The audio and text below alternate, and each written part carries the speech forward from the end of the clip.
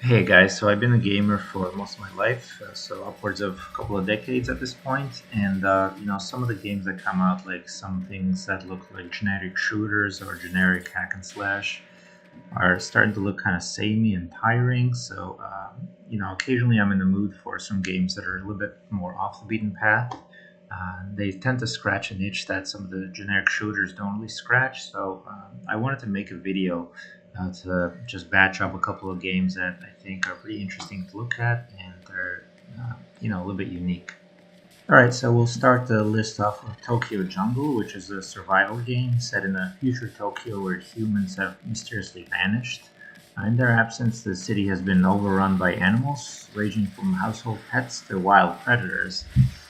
Each species has its own play style, with small dogs scavenging for scraps while lions and crocodiles hunt for prey. The main loop is about survival, keep hunger in check, claiming territory, and raising new generations. Age and starvation constantly push players to find food and mates, while rival animals and environmental hazards make each run dangerous. The tension comes from balancing immediate needs with long term survival. The game offers both a survival mode and a story mode. Survival mode challenges players to see how many years their bloodline can endure, while story mode slowly reveals what happened to humanity. Both of these game modes scratch a different itch to suit whatever you're in the mood for. Now, continuing with Gravity Bone, this is a first person adventure game where the player takes on strange jobs for shadowy organizations. These jobs involve environmental exploration, interacting with characters, and completing tasks that are both mundane and surreal. The visuals are blocky and colorful, giving the world a stylized look that supports the offbeat missions.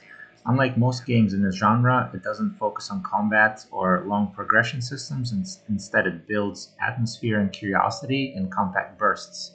The game is also known for its sudden ending, which cuts off just as the player begins to feel invested. This choice reinforces the experimental nature of the game, showing off that impact doesn't depend on length. It paved the way for its spiritual successor called 30 Flights of Loving. And next is 30 Flights of Loving. This is the video game equivalent of an experimental short film you might see at the Sundance Film Festival. The whole game is pretty short, so it only lasts for about 15 minutes, and it tells a story in nonlinear fashion with frequent cuts and fragmented scenes. Instead of walking through a linear plot, players are dropped into moments of narrative about smuggling, betrayal, and fleeting human relationships. Jump cuts, montage editing, and sudden shifts in perspective make the player piece together what happens. The lack of clear transitions give it a stream of consciousness feel, and it feels a bit like a short dream you interrupt as you wake up in the morning. The whole experience is disorienting in the best way and pretty entertaining. Feels a bit like entering a non horror funhouse and getting lost for a while as you find your way to the exit. Next, we have Ape Out. In Ape Out, players control a gorilla breaking free from captivity. The game is top down, with the gorilla pushing through guards, throwing enemies, and smashing through walls. Every action is fast, direct, and physical, and explosive. It feels a bit like an ape version of Hotline Miami without the guns, and with a jazz soundtrack that makes the gorilla movements feel like choreographed performance. A reactive jazz percussion score plays in real time with cymbal crashes and drum hits triggered by attacks. The game feels frantic, and only a couple shots from the guards can kill you, so there's a survival anxiety to it as well, just like in Hotline Miami, with players breathing out a sigh of relief as they clear a stage. Levels are procedurally generated to a degree, making each run slightly different. Next, we have Papers, Please. In this game, players work as an immigration officer at a border checkpoint in a fictional authoritarian country. Each day, people arrive with documents that must be checked against strict and changing rules.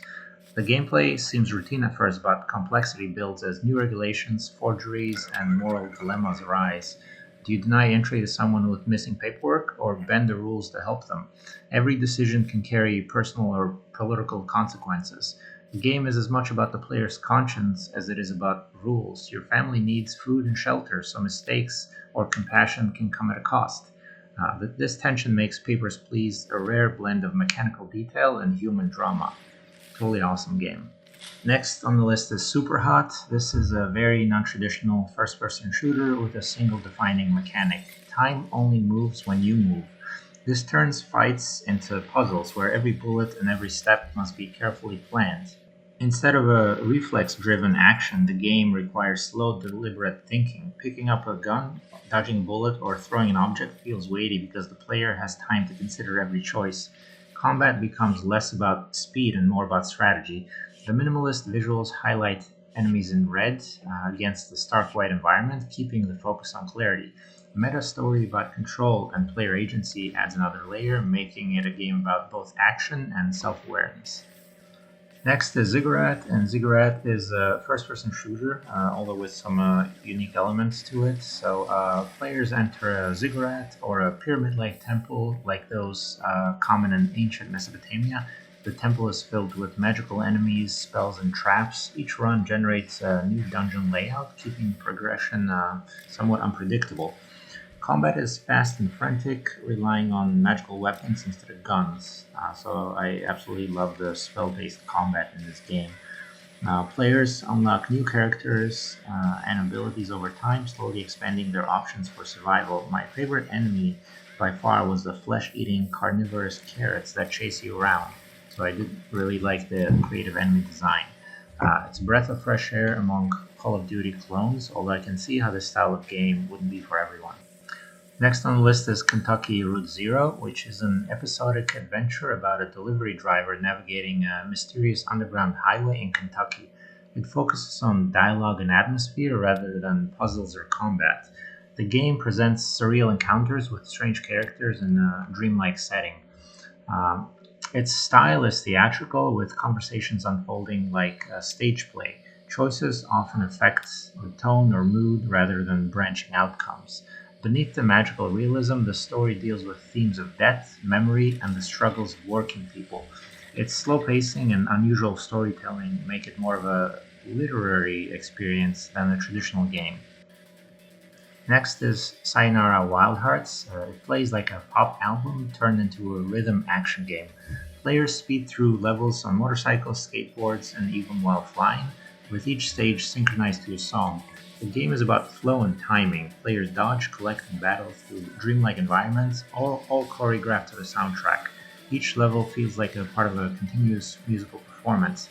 The story follows a woman navigating heartbreak and self discovery, told through symbolic imagery. By blending music, visuals, and interactivity, the game becomes both a rhythm challenge and an emotional journey.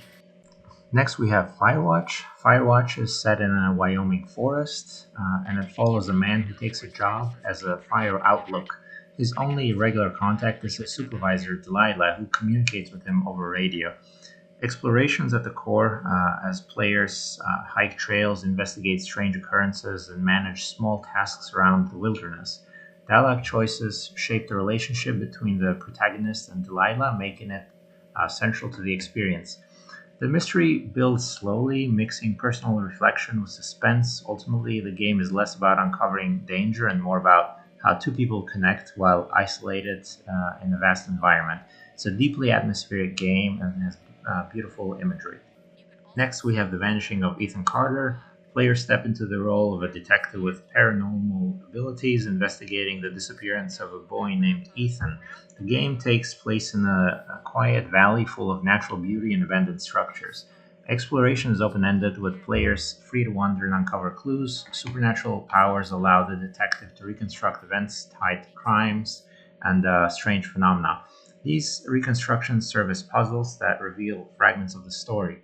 The game avoids combat, focusing instead on atmosphere and mystery. The fragmented discoveries gradually build towards understanding Ethan's fate, blending supernatural intrigue with emotional storytelling. Next is Everybody's Gone to the Rapture. This game is set in a small English village where all the residents have vanished. Players wander through fields, homes, and streets, piecing together what happened through voices and glowing figures that replay past events. The story is divided into chapters, each focusing on a different character. Together, these narratives reveal how personal lives, faith, and science intersected in the days leading to the disappearance. The pacing is slow and deliberate, emphasizing quiet exploration and atmosphere rather than puzzles or challenges. The experience is about observing and interpreting a community's final moments. Next on the list, we have N++, and this kind of reminds me of platformers like Super Meat Boy because it's very challenging, pretty much tough as nails. and very minimalist. Uh, so players guide a small ninja through levels filled with hazards like mines, drones, and moving obstacles. The objective is to reach the exit before time runs out. Movement is momentum based, so mastering the physics is key. The ninja can leap far but is fragile, making every jump a balance of risk and control. Levels are short but demand repeated attempts to learn the timing. With hundreds of stages and additional challenges, the game is vast despite its simple presentation. Next is Echochrome, and I think this is one of the first games that was based on perspective shifting and then inspired games like Fez and Monument Valley. It first was released, I believe, on PSP and then PS3. This is basically a puzzle game based on optical illusion. Some of the stages look like they could be drawings from MC Escher. Players guide a mannequin-like figure through impossible architecture by rotating the camera. The puzzles are solved by manipulating perspective. If two platforms look connected from the player's viewpoint, the figure can walk across, even if they aren't physically aligned. This creates solutions that defy logic but feel intuitive. By emphasizing perception over physical rules, the game becomes a meditation on how we see. Each stage is less about difficulty and more about shifting the way the player thinks about space. Next on the list, we have Monaco. What's yours is mine. Monaco is a top-down heist game that can be played solo or cooperatively. It does have a stealth element. Players take on roles like locksmiths, hackers, or cleaners, each with unique abilities. Missions involve sneaking into buildings, avoiding guards, and stealing loot. The layouts require teamwork, with different characters contributing to different parts of the plan. Success often depends on coordination. However, chaos is part of the fun. Even failed stealth attempts lead to frantic chases and improvisation. This unpredictability gives the game its energy, making both careful play and messy escapes entertaining. Its mechanics add challenge by adding colorful highlight visuals to the player's field of view and darkening the rest of the arena so that stealth aspects contain both strategy and an element of surprise. And finally, we have Dear Esther. It is set on a desolate island where the player slowly uncovers a story through exploration. The story is narrated as the player walks, offering fragments of letters, memories, and reflections. There are no puzzles or combat. Instead, the experience is about atmosphere and interpretation, letting players absorb the landscape while piecing together meaning. Often credited with popularizing the walking simulator genre, Dear Esther showed how a game could focus entirely on mood and storytelling. Its fragmented narrative invites different readings, encouraging players to reflect rather than solve. Alright, so that's the end of this list. If you guys liked it, please hit the like button and subscribe for more similar videos in the future.